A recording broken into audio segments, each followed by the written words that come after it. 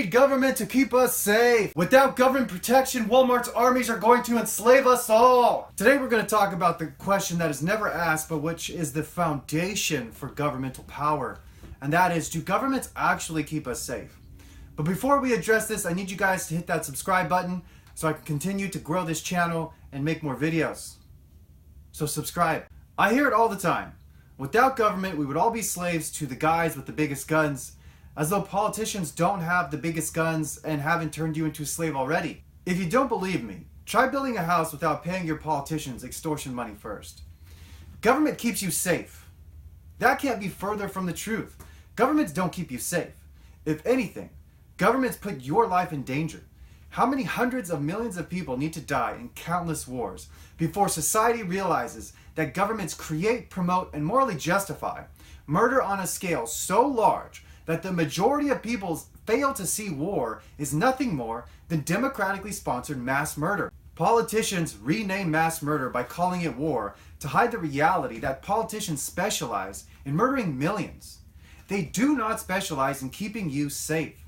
Governmental murder has been so glorified by these mass murderers in Washington, D.C. and other capitals around the world that men line up to volunteer for democratic organizations that have slaughtered millions.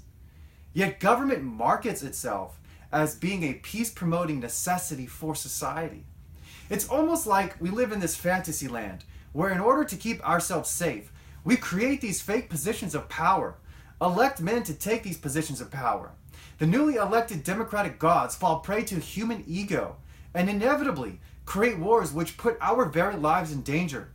Seeing the reality of war, the people then relinquish their freedom and autonomy to the politicians whom were elected to keep them safe.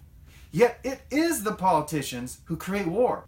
Do you understand how dangerously crazy this is? That in order to keep yourself safe, you give men legal authority and moral ambiguity to form armies and create weapons designed to kill hundreds of thousands in seconds, and expect them not to start wars which result in the death of millions?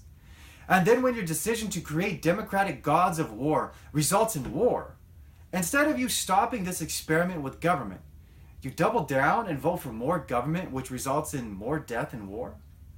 If you allow men to steal your money for the purposes of keeping you safe, they will justify their theft by creating wars which keep you scared and silent as they pillage your income and freedom to keep you safe from the wars which you are funding. Do you understand? You are supplying the funds for the wars which you are scared of. Politicians do not keep you safe. They put your life and your family's life in danger. Was Hitler keeping the German people safe when his armies attempted to take over the world? How about Stalin, when his armies forced communism on the people of Russia? How many young people died in America's Civil War because of this governmental fantasy people have created? How many humans died in World War I or II or the Vietnam War or the Korean War? All of these wars are examples of politicians treating human lives like pawns, which they control because you people ignorantly think politicians will keep you safe if you give them control of your life. Learn from history. Politicians create mass murder, not peace. The fact that humanity still gives men and women who desire to control others million-man armies and warships is so regressive it hurts the mind if you actually think about it. You see, if there was ever a person who should not have access to weapons that have the capability to kill thousands, it's politicians.